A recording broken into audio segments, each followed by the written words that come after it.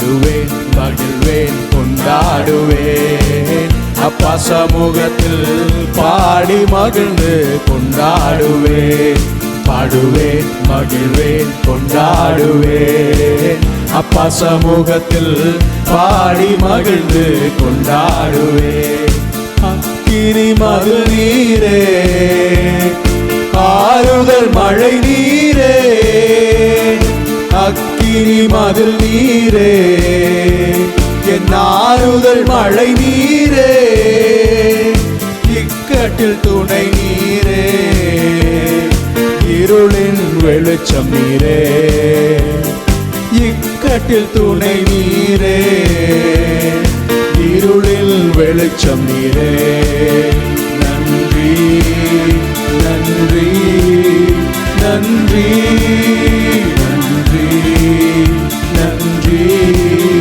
நன்றி பாடுவேன் மகிழ்வேன் கொண்டாடுவேன் அப்பா சமூகத்தில் பாடி மகிழ்ந்து கொண்டாடுவேன் பாடுவேன் மகிழ்வேன் கொண்டாடுவேன் அப்பா சமூகத்தில் பாடி மகிழ்ந்து கொண்டாடுவேன்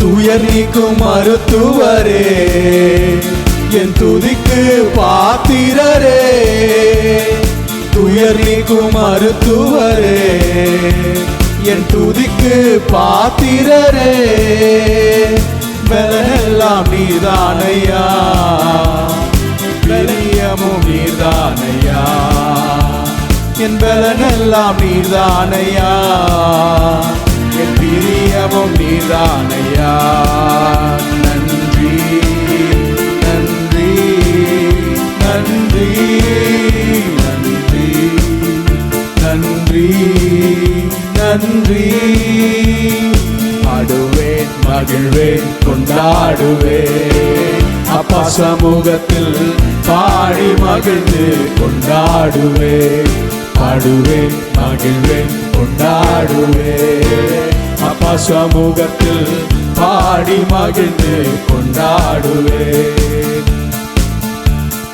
கல்வாரி சிலுவையினார் என் சாபங்கள் உடைந்ததையா கல்வாரி சிலுவையினார் என் சாபங்கள் உடைந்ததையா ஆபிரகாமின் ஆசீர்வாதங்கள் ஆபிரமைக்கு கிடைத்ததையா ஆபிரகாமின் ஆசீர்வாதங்கள் இந்த அடிமைக்கு கிடைத்ததையா நன்றி நன்றி நன்றி நன்றி நன்றி நன்றி பாடுவேன் மகிழ்வேன் கொண்டாடுவேன் அப்பா சமூகத்தில் பாடி மகிழ்ந்து கொண்டாடுவேன் பாடுவேன் மகிழ்வேன் கொண்டாடுவேன் அப்பா சமூகத்தில்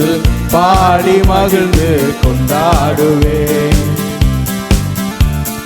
இயேசுவே உம் இரத்தத்தால் என்னை நீதிமானாய் மாற்றினீரே இயேசுவே உம் இரத்தத்தால் என்னை நீதிமானாய் மாற்றினீரே பரிசுத்த ஆவி தந்து மண்மை ஊற்றினீரே பரிசுத்த ஆவி தந்து மண்மை ஊற்றினீரே நன்றி நன்றி நன்றி நன்றி நன்றி நன்றி பாடுவோம் மகிழ்வோம் கொண்டாடுவோம் அப்பா சமூகத்தில் பாடி மகிழ்ந்து கொண்டாடுவோம் பாடுவோம் மகிழ்வோம் கொண்டாடுவோம் அப்பா சமூகத்தில்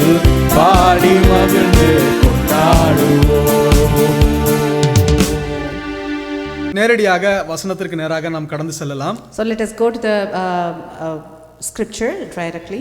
இந்த வருடத்தின் ஆரம்பத்திலே நாம் ஒரு சில காரியங்களை நாம் சேர்ந்து கற்றுக்கொண்டோம். So the beginning of this year we have started learning something together. அங்கே எரேமியா புஸ்தகம் 31வது அதிகாரத்திலிருந்து ஒரு வாக்குத்தத்த வசனத்தை வாசித்தோம். There was a promise from Jeremiah 31. நான் அந்த வசனத்தை திரும்பவும் வாசிக்கிறேன். I'm going to read that again for you. அக்காலத்திலே நான் இஸ்ரவேல் வம்சங்களுக்கெல்லாம் தேவனாய் இருப்பேன். At that time declares the Lord, I will be the God of all the clans of Israel. அவர்கள் என் ஜனமாய் இருப்பார்கள். And they shall be my people. என்று கர்த்தர் சொல்லுகிறார். Declares the Lord. பட்டயத்திற்கு தப்பி The people who survived this word மீந்திருந்த ஜனம் வனாந்தரத்திலே இரக்கம் பெற்றது. found grace in the wilderness. இஸ்ரவேலுக்கு இளைப்பாறுதலை கட்டளையிட போகிறேன். When Israel sought for rest, 4வது வசனத்துல வாசிக்கிறேன். இஸ்ரவேல் என்னும் கன்னிகையே, O virgin Israel, மறுபடியும் உன்னை கட்டுவேன். again I will build you. நீ கட்டப்படுவாய். And you shall be built. மறுபடியும் நீ மேளவாத்தியத்தோடும் Again you shall adorn yourself with tambourines. ஆடல் பாடல் செய்கிறவர்களின் களிப்போடும் And shall go forth in the dance of the merrymakers.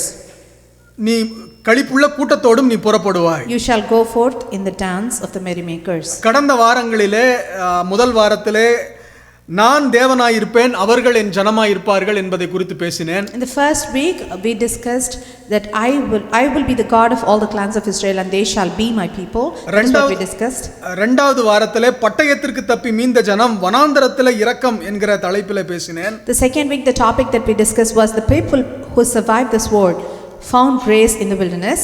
போன வாரம் என்ன பேசினேன்? So do you remember what I spoke last week? சுகின், Asha, நான் உங்களுக்கு இளைப்பாறுதல் தருவேன், இளைப்பாறுதல் கட்டளையிட போகிறேன்ங்கிற தலைப்புல பேசினேன். So this is what I spoke on. I will give you rest. இந்த வாக்குத்தத்தத்தினுடைய கடைசி பகுதியை நான் இந்த வாரத்திலே நான் பேச நினைக்கிறேன். So I'm going to discuss the last part of this promise today. அடுத்த வாரத்திலே நான் பேசல, கர்த்தருக்கு சித்தமானால் சகோதரர் பென் அவர்கள் டொரண்டோல இருந்து வந்து இங்க பேசுகிறேன் என்று சொல்லி இருக்கிறார். Next week not me who is going to be preaching. We are going to have brother Ben from Toronto. He is going to preach in ஆனால் இந்த புது வருடத்துக்குரிய இந்த வாக்குத்தத்தத்தின் கடைசி பகுதியை இந்த நாளிலே நான் பேச நினைக்கிறேன். But I'm going to talk to you about this promise for this new year. அந்த கடைசி பகுதி என்னவென்றால், இஸ்ரவேல் என்னும் கன்னிகையே, மறுபடியும் உன்னை கட்டுவேன், நீ கட்டப்படுவாய். This is the last part of the promise of this new year. O virgin Israel, again I will build you and you shall be built. அப்ப இந்த வசனத்தை வாசிக்கும் போது உங்களுக்கு எல்லாம் என்ன ஞாபகம் வருது, என்ன யோசனை வருது? What do you think when you read this part of scripture? அண்ணே சுப்ரீமண்ணே சொல்லுங்க, மறுபடியும் உன்னை கட்டுவேன் நீ கட்டப்படுவாய்ன்னு சொன்னா உங்க மனசுக்குள்ள என்ன வருது? Brother Supreme, you should say, what do you think when God says I will build you, you shall be rebuilt again? சரி, அப்படியே போய் நம்ம பிரேமண்ணே நீங்க சொல்லுங்க. Brother Prem, you let me know. சரி, நீங்க சொல்லுங்க. ஆஷா சொல்லுங்க.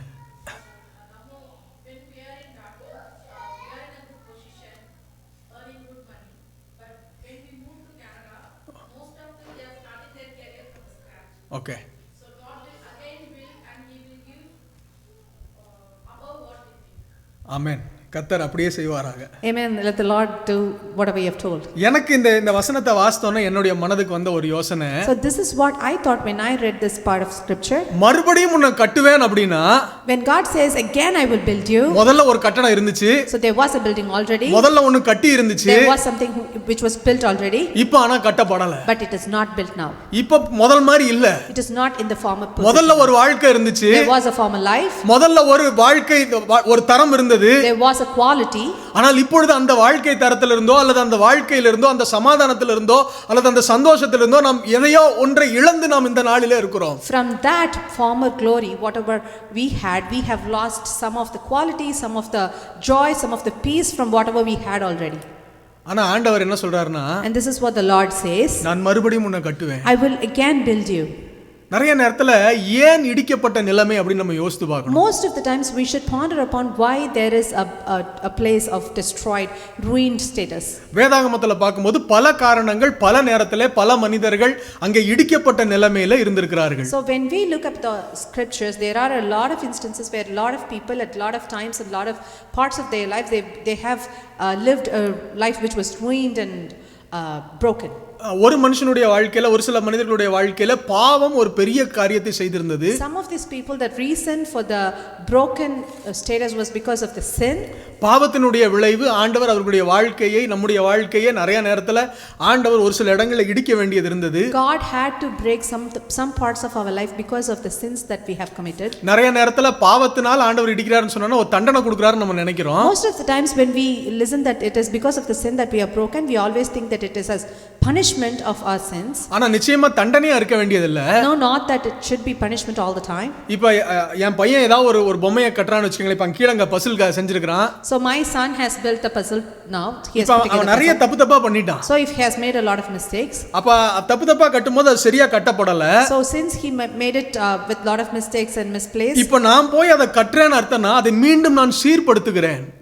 But when I go and fix it means that I am going to make it properly. அப்படி என்றால் ஒரு புதிய ஆரம்பத்தை, சரியா இல்லாததை அவனுக்கு சந்தோஷத்தை கொண்டு வருகத்தக்கதாய் நான் ஒரு புதிய காரியத்தை செய்கிறேன். So I am going to do a new thing because that would bring joy, but whatever he has done was not right, so I am going to set it right. அப்ப சில நேரங்கள்ல பாவம் செய்யும்போது ஆண்டவர் நம்ம இடித்து போறதுக்கு காரணம் என்ன அப்படினா, so most of the times when we sin, what is the reason that God breaks some part of our lives? நான் மெஸ் பண்ணி வெச்சிட்டேன். Because I have messed. நான் ஆண்டவர் இப்ப மொத்தமா கலச்சிட்டு, so God is now taking it off everything. அதை மீண்டும் புதியதாய் கட்டுகிறார். And now he is rebuilding it. நம்முடைய வாழ்க்கையில अनेक நேரங்களிலே ஆண்டவர் நன்மைக்கு ஏதுவாய் செய்த பல காரியங்களை, most of the times whatever God has meant good for us, நாம் சில நேரங்களிலே அதை தவறாக அதை அபியூஸ் பண்ணியோ நம்ம காரியங்களை நம்ம ஒன்றுமில்லாமல் மாற்றி விடுகிறோம். whatever God had meant for our goodness, we have spoiled it, we have messed it, and we have always taken it for granted. ஆனா இந்த ராத்திரி வேளையில சொல்லுகிறேன், so tonight I tell you, he is a God of second chance. ஆண்டவர் மறுபடியும் வாய்ப்புகளை கொடுக்கிறவரா இருக்கிறார். நம்ம இடிச்சே போட்டிருந்தாலும், even if we have broken it, நம்ம உடைச்சே போட்டிருந்தாலும், even if we have ruined it, நம்ம ஒண்ணுமில்லாம மாத்தி இருந்தாலும், even if we have destroyed it, என் பையன் ஒரு டைம் உடைச்சா நான் என்ன சொல்லுவேன் அப்படினா, பரவாயில்லடா திரும்ப கட்டறா அப்படிமே. so when my son does makes a mistake once, I would say like it's okay, do it again. ரெண்டாவது டைம் உடைச்சானா நான் வந்து திரும்ப ஹெல்ப் பண்ணுவேன் கட்டி கொடுக்கறதுக்கு. if he repeats it, if he breaks the puzzle or whatever he is building again, I will go and help him.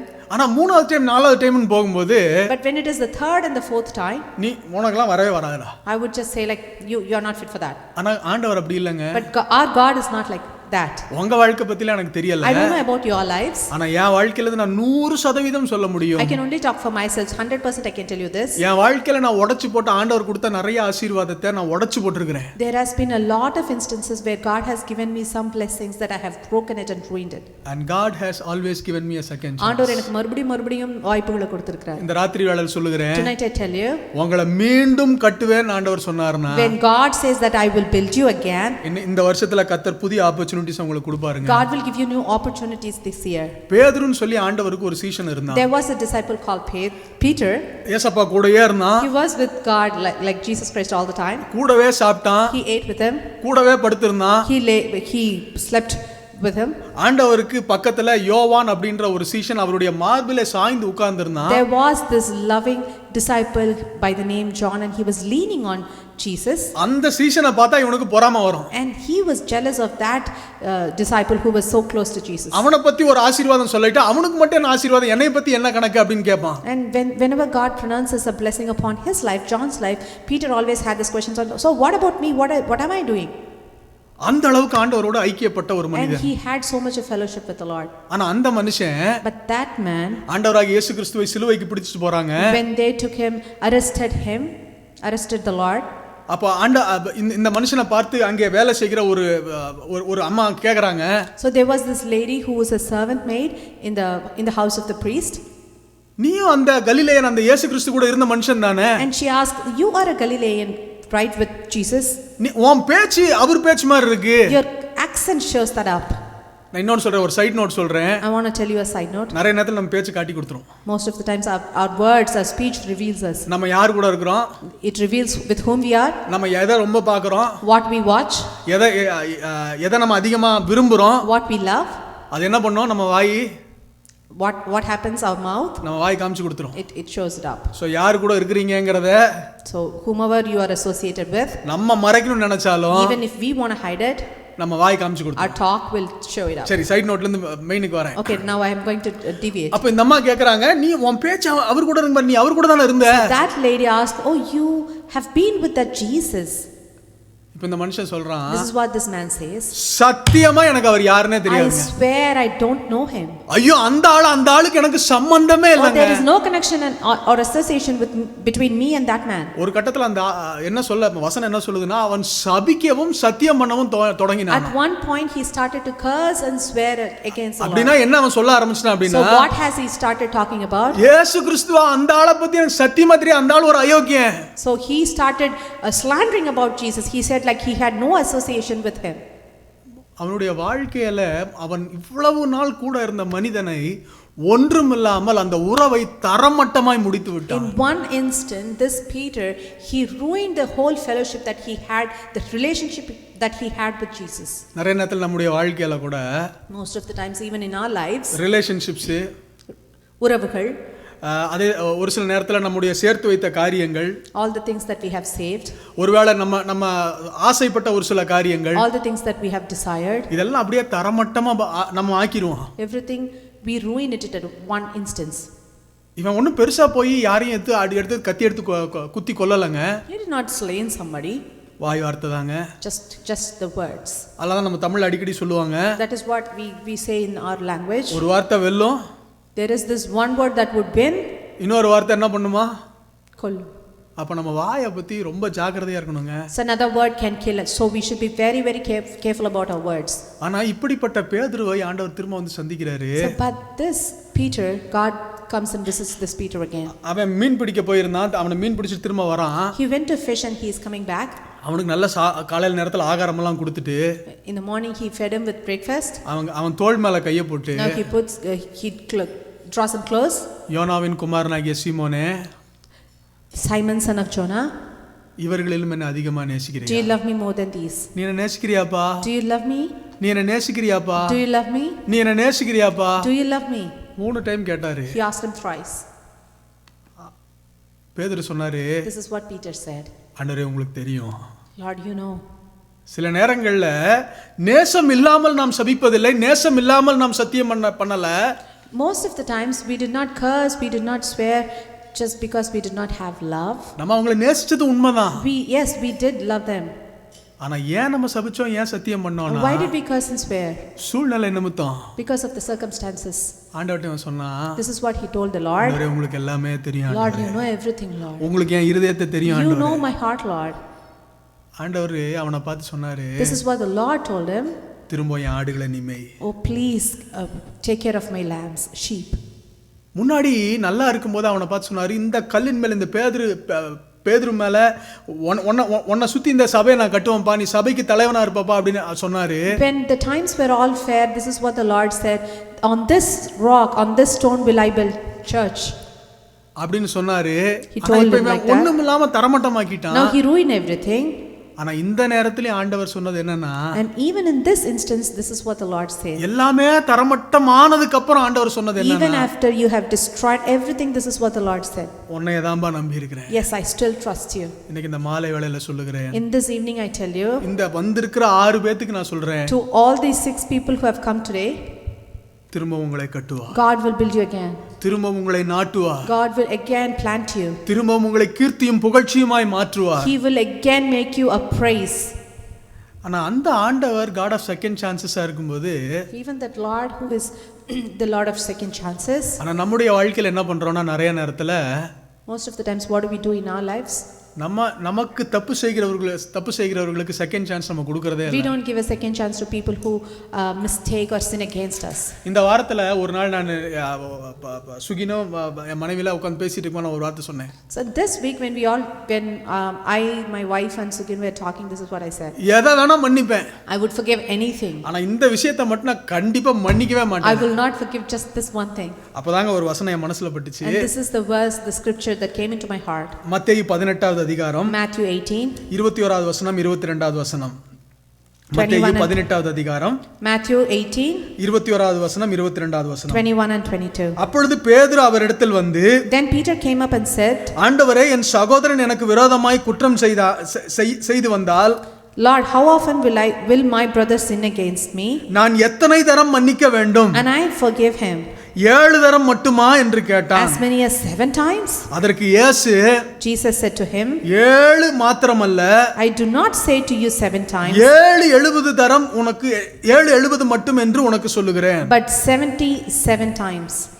அப்ப மறுபடியும் உன்னை கட்டுவேன் ஆண்டவர் சொன்னார்னா, So when God tells you that he is going to build you again, நம்ம வாழ்க்கையில யார் யார் இடிச்சு போட்டுருக்காங்களோ, so whomever we have ruined it, அவங்களுக்கெல்லாம் நம்மளும் செகண்ட் சான்ஸ் கொடுக்கணுங்க. we should also give second chances to people who have trespassed second against chance us. கொடுக்கறது நம்ம நிறைய நேரத்துல கொடுத்துருவோம். We would still give second chances most of the time. ஆனா ரெண்டாவது டைம் மூணாவது டைம் யாராவது செஞ்சிட்டாங்கன்னு வெச்சுக்கங்களேன், But when there was a trespassing or a sin against you, like third or fourth time, அவனுக்கு என்ன அவ்வளோ இதா?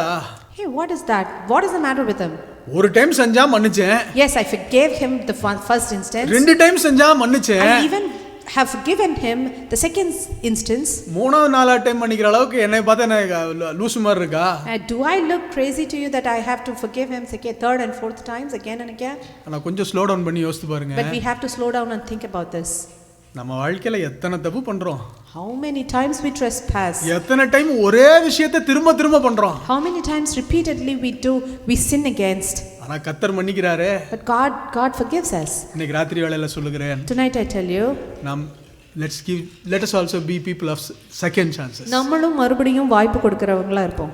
நம்ம சுத்தி இருக்கவங்களுக்கு வாய்ப்பு கொடுங்க. Let us give second chances. இரண்டாவது காரியம், மறுபடி கட்டுவேன் என்று சொல்லும்போது நாம் அறிந்து கொள்ள வேண்டிய ஒரு முக்கியமான காரியம், When God says I will build you again, this is the important thing that we have to learn. ஆதியாகம புத்தகம் 16வது அதிகாரம் 2வது வசனத்துக்கு நேரா நம்முடைய கவனத்தை திருப்பும்போது, Genesis chapter 16:2, சாராள் என்கிற ஆபிரகாமுடைய மனைவிக்கு பல நாட்கள் பிள்ளைகள் இல்லாமல் இருந்தது. there was this lady whose name was Sarah, and she was the wife of Abraham, and she was barren. அப்ப சாராள் ஆபிரகாம் கிட்ட போய் சொல்றாங்க, So this is what she tells her husband. நான் பிள்ளை பெறாதபடி கர்த்தர் என் கர்ப்பத்தை அடைத்திருக்கிறார். And Sarai said to Abraham, behold, now the Lord has prevented me from bearing children. என் அடிமை பெண்ணோட சேரும், Go into my servant. ஒருவேளை அவளால் என் வீடு கட்டப்படும் என்றாள். It may be that I shall obtain children by her. ஒருவேளை அவளால என் வீடு கட்டப்படட்டும். Maybe she will build me a home. இன்னைக்கு நிறைய நேரத்துல நம்முடைய வாழ்க்கையில Most of the times in our lives, ஆண்டவர் கட்டுவேன்னு சொல்லிடுறாரு, God has promised that he would build it. ஆண்டவர் நாட்டுவேன்னு சொல்றாரு, God has promised he would plant it. ஆனா நம்முடைய வாழ்க்கையில நம்ம இருக்கிற சூழ்நிலைகள் எல்லாம் பார்த்துட்டு, But when we look at the circumstances, this is இவர் what we think. கட்டுவேன்னு சொல்றாரு, ஆனா ஒண்ணுமே நடக்க Oh, he மாட்டேங்குது. says that he is going to build and nothing is happening. ஆனா நாட்டுவேன்னு சொல்றாரு, ஒண்ணு அதுக்கான வாய்ப்பு கூட இருக்கிற He மாதிரி says he இல்ல. would plant and doesn't look it is going to happen. அப்ப நம்ம என்ன பண்றோம்னா, So what do சூழ்நிலையை we பார்த்துட்டு do? What do we do when we look at the நம்ம circumstances? ஆப்ஷன்ஸை உருவாக்குறாங்க. We make options for our own ஒருவேளை selves. இத போய் நம்ம செஞ்சா எப்படி ஆயிருமோ? We think like, what if I try this? சில நேரங்கள்ல கைகள்ல காசு இருக்கிறது இல்ல, Most of the times we don't have money. உடனே என்ன பண்றோம், This is what we do. அந்த பேங்க்ல போய் அப்படி அப்ரோச் பண்ணி அந்த லோன் அங்க மாத்தி அப்படி பண்ணிட்டா correct ஆயிருமோ? So we scheme, okay, let me try with this bank in this way so I can get some money out of this loan. இந்த ராத்திரி வேளையில உங்களுக்கு சொல்லுகிறேன், Tonight I tell you again. ஆபிரகாமும் அந்த சாராள் சொன்னதை கேட்டாங்க. Abraham listened to Sarah. அதனுடைய விளைவு, And the consequence of this, ஆபிரகாமுடைய வாழ்க்கையில டிஸ்ட்ரக்ஷன் உள்ள வந்துச்சுங்க. destruction came into the life of Abraham. இன்னைக்கு இந்த ராத்திரி வேளையில சொல்லுகிறேன், Tonight I tell you, வேற ஆப்ஷனை தேடாதீங்க. don't look into other options. சங்கீதம் 127வது சங்கீதம் 1வது வசனத்தை வாசிக்கிறேன். Psalms 127:1. கர்த்தர் வீட்டை கட்டாராகில், If the Lord will not build the house, கட்டுகிறவர் பிரயாசம் விருதா. it is vain the efforts of the man. கர்த்தர் வீட்டை கட்டாராகில், Unless the Lord builds the house, கட்டுகிறவர் பிரயாசம் those விருதா. who build it labor in vain. அப்ப நம்ம வாழ்க்கையெல்லாம் கட்டுறது யாரு? So who is the one who is building our lives? கர்த்தர் நம்முடைய வாழ்க்கையை கட்டுகிறவர். God is the one who builds our lives. வேற இந்த ஆப்ஷன் எதையும் யோசிக்காதீங்க. Don't look into other options. கர்த்தரை நம்புங்க. Trust in the Lord. உங்க வேலையை செய்யுங்க. Do your work. ஆல்டர்னேட் இத செஞ்சு இப்படி பண்ணிரலாமா? Don't look into other options. Don't into alternatives. நிறைய நேரத்துல என் வாழ்க்கையில நிறைய ஆப்ஷனை செஞ்சு பார்த்திருக்கேங்க. So this is what I have done. I have tried so many options in my lives. ஆனா நான் உங்களுக்கு சொல்லுகிறேன், ஒரு சில நேரங்களில எந்த ஆப்ஷனும் ஒர்க் அவுட் ஆகாதுங்க. So there are instances where nothing will work. கர்த்தர் மாத்திரம் தான் நமக்கு option உருவாக்குவார். God will be the only one who is making options. ஒரே for ஒரு us. சம்பவத்தை சொல்லுகிறேன். I want to share one instance with you. 2019-20வது வருஷம் இருக்கு. 2020வது வருஷம் In the year 2020, கிட்டத்தட்ட ஒரு 5 வருடங்களுக்கு பிறகு ஜெரமியா முதல் டைம் இவ conceive ஆகுறா. So after 5 years of barrenness, she was conceived. My wife was conceived the first time. அப்போ அவளுக்கு வந்து அவருடைய கையில வந்து திடீர்னு கார்பல் டனல் சிண்ட்ரோம்னு ஒரு சிண்ட்ரோம் வர ஆரம்பிச்சிருச்சு. So she suffered from carpal tunnel syndrome. அப்போ கொச்சின்ல இருக்கிறோம். So we lived in Cochin by that. அப்போ வந்து we were so financially we were very well settled. நாங்க பொருளாதார ரீதியா ரொம்ப நல்ல ஒரு நிலைமையில இருந்தோம். எப்படிப்பட்ட சூழ்நிலை அப்படின்னா இவ ஒரு யுஎஸ் கம்பெனிக்காக இந்தியால வேலை பார்த்தா அவங்க டாலர்ஸ்ல பே பண்ணாங்க. So she worked for a US company from India and she was paid in dollars. எனக்கும் நல்ல ஒரு salary ஒரு ஐடி கம்பெனில இருந்து எனக்கும் நல்ல salary இருந்துச்சு. So I worked in an IT company and I had good. So எங்க கை நிறைய காசு இருந்துச்சு. So we had good money in our hands. அப்போ அந்த நேரத்தில் என்னாச்சுன்னா இந்த கார்பல் டனல் சிண்ட்ரோம் வந்தோன்னா இவளுக்கு பயங்கர வலி தாங்க முடியல, கையை அப்படி அசைக்க கூட முடியல. She couldn't even move her hands because she suffered from carpal tunnel syndrome. ரெண்டு கையுமே அசைக்க முடியல, அவளால தலையில இருக்க முடிய கூட இப்படி நகர்த்த முடியாது. She couldn't even do like this. She couldn't even touch her hair, do anything. அப்ப டாக்டர்ட்ட கூட்டிட்டு போனேன். So I took her to the doctor.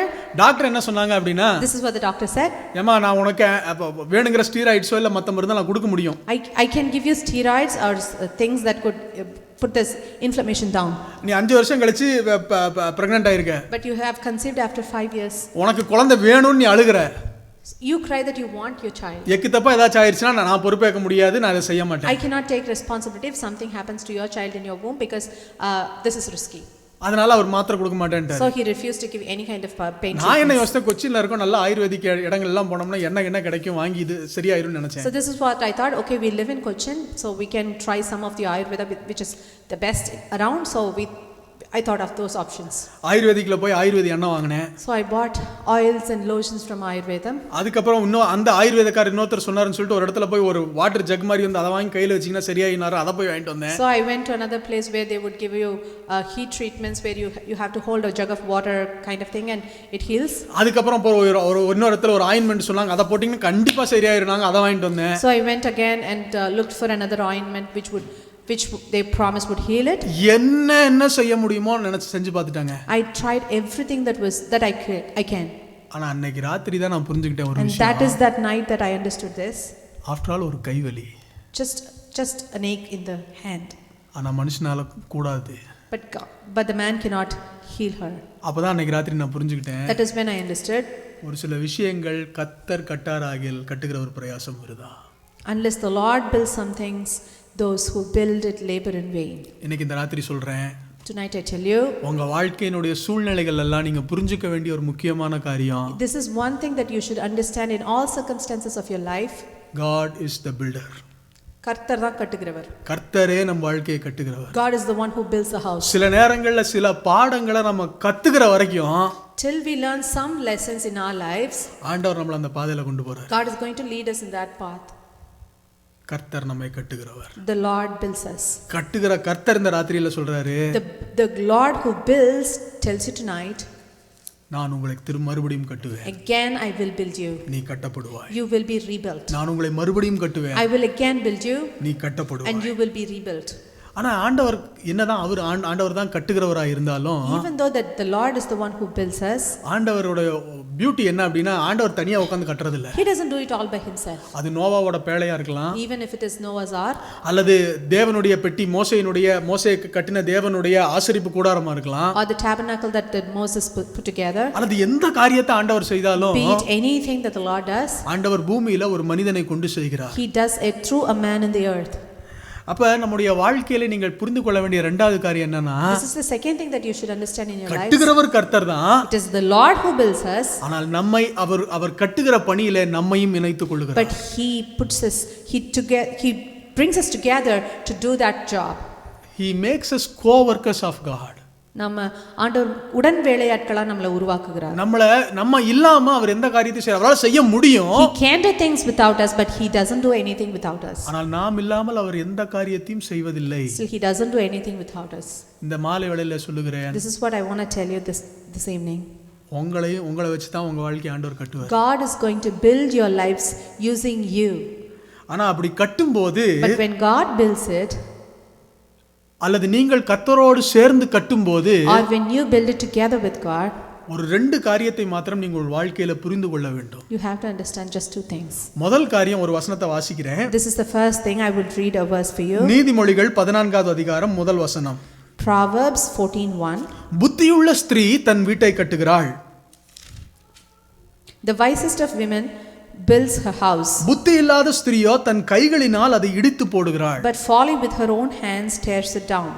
அப்ப யார் வீட்டை கட்டுகிறாள் அப்படின்னு பார்க்கும்போது, So who is the one who is building the house? புத்தி உள்ளவர்கள் வீட்டை The கட்டுகிறார்கள். wisest. அப்ப நம்ம வாழ்க்கையில நம்ம எத்தனை பேர் புத்தி உள்ளவர்களா So இருக்கிறோம்? in our lives, how many of us are wise? நிறைய நேரத்துல நம்ம செய்கிற காரியங்கள்லாம் புத்திகெட்டத்தனமாய் செய்த காரியங்களுடைய விளைவு நம்ம போய் ஒரு முட்டுச்சந்தில போய் நிக்கிறோம். So most of the times we commit unwise things, and that brings us to a corner and nook where we cannot move around. புத்தியான டெசிஷன்ஸை நம்ம அவசரத்தில் எடுக்கவே முடியாது. We cannot in a rush take a wise decision. நம்முடைய வாழ்க்கையில புத்தியா யோசிப்பதற்கு, ஞானத்தை தேடுவதற்கு நாம் நேரத்தை செலவழிக்க வேண்டும். We have to spend time to seek wisdom. அப்ப புத்தினா என்னங்க, இல்ல ஞானம்னா என்னங்க? So what is wisdom? உலகத்துல பல டெஃபினிஷனை கொடுப்பாங்க. There is a lot of definitions that goes around. ஆனால் வேதத்திலிருந்து ஒரு காரியத்தை நான் உங்களுக்கு But சொல்லுகிறேன். this is what I want to tell you from the scripture. யோபு 28வது அதிகாரம் 28வது வசனம். Job 28:28. மனுஷனை நோக்கி, The Lord looked at the man. ஆண்டவருக்கு பயப்படுவதே ஞானம், The fear of the Lord is the wisdom. பொல்லாப்பை விட்டு விலகுவதே புத்தி என்றார் என்று சொன்னேன். To go away from the evil is understanding. அப்ப நம்ம வாழ்க்கையில புத்தி ஞானம் அப்படினா என்ன அர்த்தம்னா, So what does it mean that we have wisdom in our lives? கர்த்தருக்கு பயந்து பொல்லாப்புக்கு விலகணும். To fear the Lord and to go move away from evil. அப்ப கர்த்தருக்கு பயந்து பொல்லாப்புக்கு விலகணும்னா நம்ம வாழ்க்கையில என்ன இருக்கும்? So if we fear the Lord and if we get out of the evil, what happens in our lives? நமக்கு புத்தி இருக்கும். We will be wise. இந்த புத்தி என்ன பண்ணுமா? And what will this wisdom do? வீடை கட்டும். This will build our house. இன்னொரு வசனத்தை சொல்கிறேன். நீதிமொழிகள் 24வது அதிகாரம் 3வது வசனம். So another one is Proverbs 24 and 3. 24:3.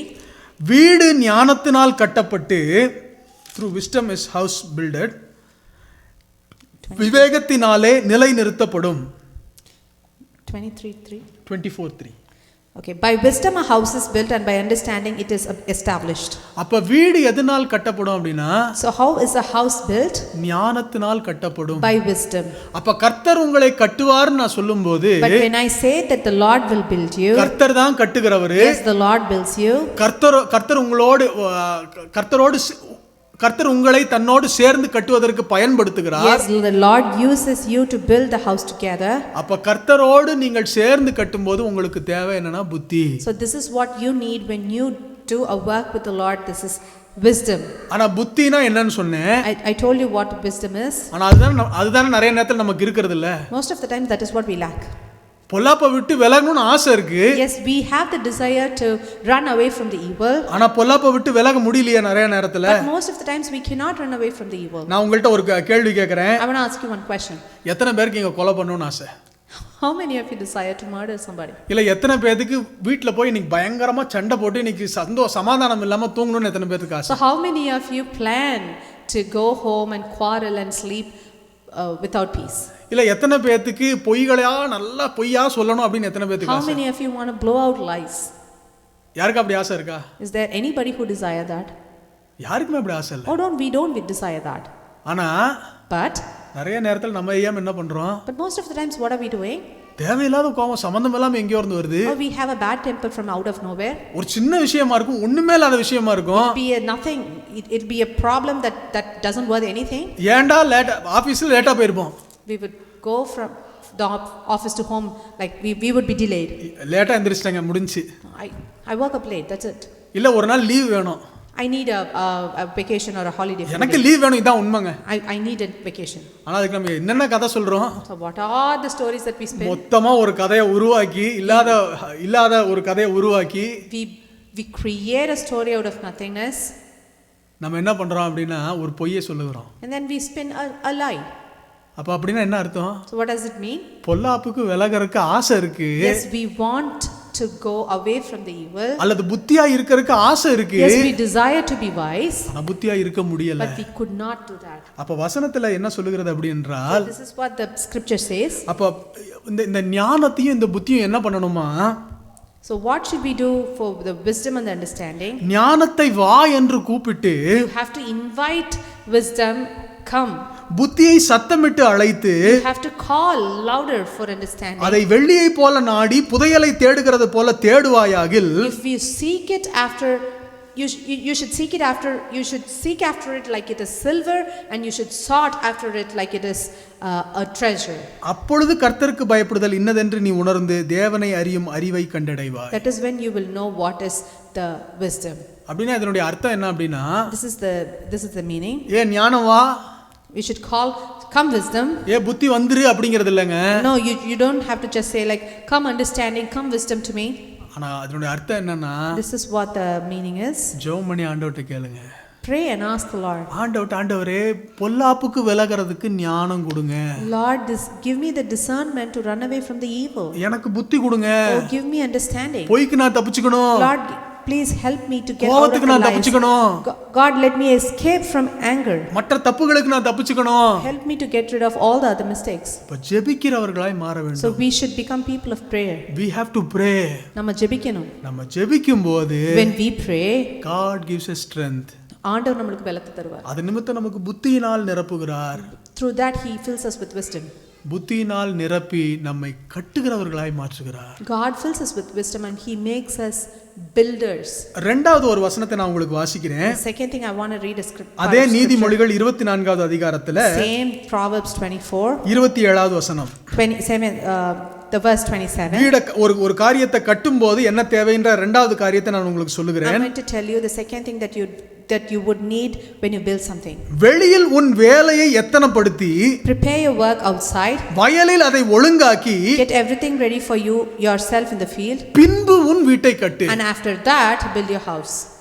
அப்ப என்னங்க, இப்ப இது வீட்டை கட்டுறதுக்கு ஓகே, வெளியில் இருக்க வேலையெல்லாம் செட் பண்ணிட்டு வயலெல்லாம் செட் பண்ணிட்டு அதுக்கப்புறம் வீட்டை கட்டுன்னு சொல்றாங்க. ஓகே, இது வீடு கட்டுற மாதிரி இருந்தா ஓகே, ஆனா என் வாழ்க்கையை கட்டுறதுக்கு. So I understand.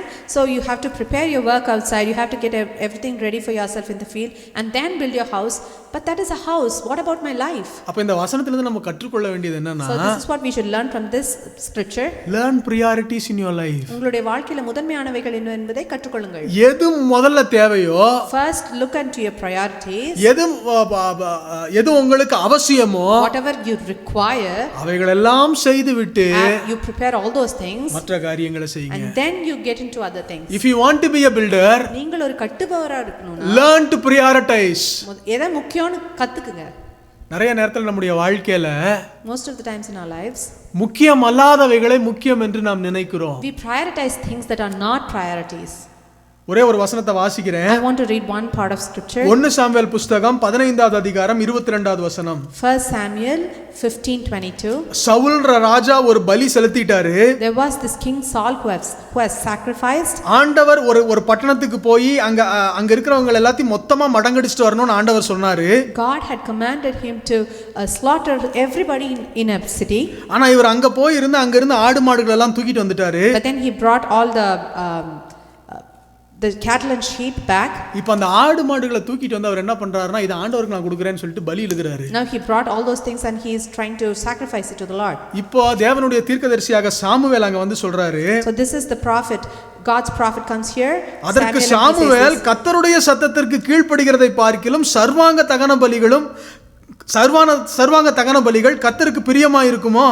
Has the Lord as great delight in burnt offerings and sacrifices as in obeying the voice of the Lord? அப்படினா அதுக்கு என்ன அர்த்தம்? So what does it mean? நீ கீழ்ப்படியல. Hey, you have not obeyed the Lord. கீழ்ப்படியாம ஆடு மாடுலாம் கொண்டு வந்துட்ட. You have disobeyed and you have brought the cattle and the sheep. கடவுளுக்கு லஞ்சத்தை கொடுத்து நீ காரியத்தை சாதிச்சுக்கலாம்னு நினைக்கிறியா?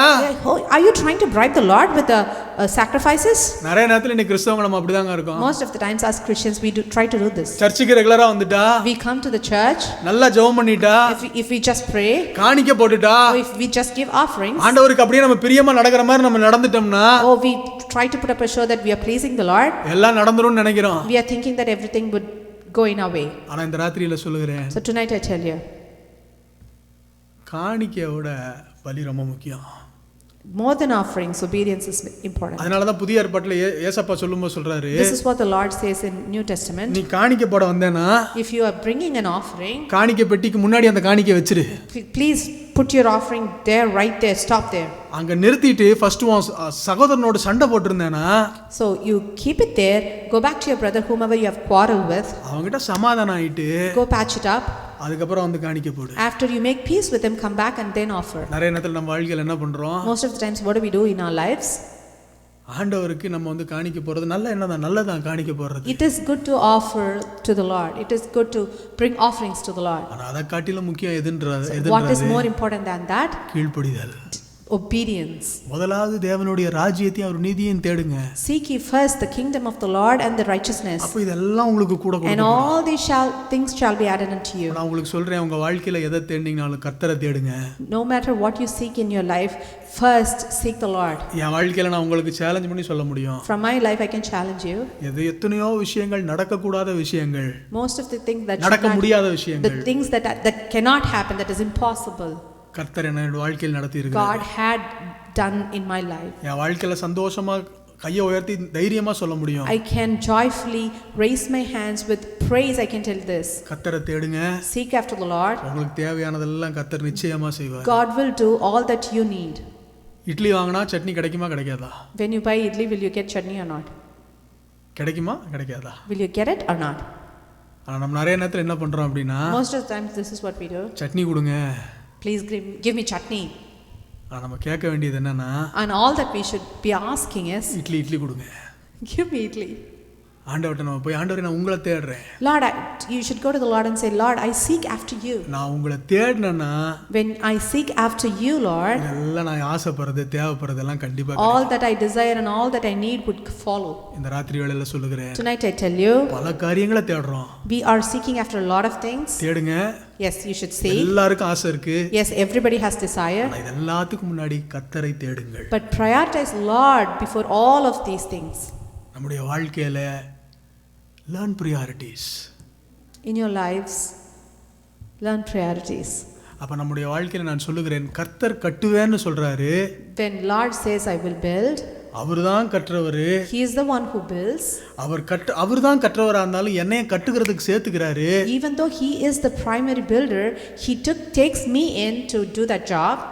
அவர் என்னை சேர்த்துக்கும் போது எனக்கு தேவையா இருக்கிறத அவர் எதிர்பார்க்கிறத நான் ஒண்ணு புத்தி. When I have to work together with Him, this is one thing that He is expecting out of me. First thing is wisdom. அந்த ஞானம் எங்க கிடைக்கும் அப்படின்னா, And where do we find that wisdom? கர்த்தரிடத்துல போய் கேட்கும்போது ஆண்டவர் ஞானத்தை கொடுக்கிறார். When we ask of the Lord, we receive wisdom. ரெண்டாவது காரியம் சொல்றேன், Second thing I tell you, நம்முடைய வாழ்க்கையில பிரியாரிட்டிஸ் நம்ம லேர்ன் பண்ணிக்கணும். we have to learn the priorities in our life. எல்லாரும் கண்களை மூடி தேவ சமூகத்துல கண்களை மூடலாம். Let us all close our eyes in the Lord's நல்ல presence. தகப்பனே, Dear good Lord, உம்முடைய சமூகத்துல இந்த ராத்திரி வேளையில நாங்கள் ஜெபிக்கிறோம். we come to your presence tonight, Lord. நாங்க உங்களை மட்டும்தான் நம்பி We இருக்கிறோம். just trust in you. நிறைய காரியங்கள் எங்க வாழ்க்கையில நடக்குமான்னு எங்களுக்கு தெரியல. We are not sure of so many things that would happen in our lives. ஐயோ எல்லாமே நல்லா இருந்துச்சு, இப்ப தேவையில்லாம இந்த காரியத்தை செஞ்சு இப்படி இடிஞ்சு போன மாதிரி இருக்கமே அப்படின்னு சொல்லி நாங்க நிறைய இடத்துல யோசிக்கிறோம். There ஆண்டவரே, has been lot of instances where we regret our decisions, Lord. எங்களை கட்டுவேன்னு உம்முடைய வார்த்தையில நாங்க வாசிக்கிறோம். Lord, we read that you will build us again. எங்களை திரும்ப கட்டுங்க. Rebuild us again, Lord. உங்க வார்த்தையை மாத்திரம் தான் நாங்க நம்புறோம். We trust only in your words, Lord. நீங்க மட்டும்தான் எங்களுக்கு நம்பிக்கை. You are our only trust, Lord. எங்களை தயவாய் கட்டுங்க ஆண்டவரே. Please build us again, Lord. எங்களை நாட்டுங்க ஆண்டவரே. Please plant us, Lord. ஆண்டவரே, அருமையாய் இந்த ராத்திரி வேளையில வந்திருக்கிற சபையா இருக்கா நான் ஜெபிக்கிறேன். I thank you for this congregation that has come together tonight, Lord. ஆண்டவரே, இவர்களை நீர் கட்ட வேண்டுமாய் நான் Please ஜெபிக்கிறேன் build them, ஆண்டவரே. Lord. தாவீதுக்கு அருளின நிச்சயமான கிருபை, The steadfast love that you showed upon David, நிச்சயமாய் இவர்கள் மேலும் வந்து அமரட்டும். let it all come and sit upon these people too, Lord. புத்தியை சம்பாதித்துக் கொள்ளக்கூடிய கிருபையை உங்களுக்கு கட்டளையிடுங்க. Give us the grace to earn the wisdom, Lord. பொல்லாப்புக்கு விலகுகிற கிருபையை உங்களுக்கு கட்டளையிடுங்க. Help us to run away from the evil, Lord. ஆண்டவராகிய இயேசு கிறிஸ்துக்கு கொடுக்கிற மிகப்பெரிய ஆசீர்வாதமாகிய பாவ மன்னிப்பை ஒவ்வொருத்தரும் நாங்க பெற்றுக்கொள்ளணும். Lord, the most precious gift, that is the redemption from the sins, Lord. Forgiveness give us, Lord. எங்களுக்கு ரட்சிப்பை கட்டளையிடுங்க. Please command salvation over our எங்களுக்கு lives. பிரியாரிட்டிஸை சரியா செட் பண்றதுக்கு எங்களுக்கு ஞானத்தை தாங்க. Help us to prioritize proper things in our lives, Lord. எங்க வாழ்க்கையில நேரத்தை கூட நாங்க பிரியாரிட்டைஸ் பண்ணணும். Help us to prioritize our times to you, Lord. எங்க குடும்பத்தை பிரியாரிட்டைஸ் பண்றதுக்கு ஞானத்தை தாங்க. Help us to prioritize our family over everything, Lord. அன்பை பிரியாரிட்டைஸ் பண்றதுக்கு எங்களுக்கு ஞானத்தை Help தாங்க. us to prioritize love, Lord. எங்களுக்கு ஞானம் உள்ளவர்களா எங்களை மாத்துங்க. Lord, change us, make us wise people. இயேசுவின் மூலம் ஜெபிக்கிறோம் நல்ல பிதாவே. In Jesus' name I pray.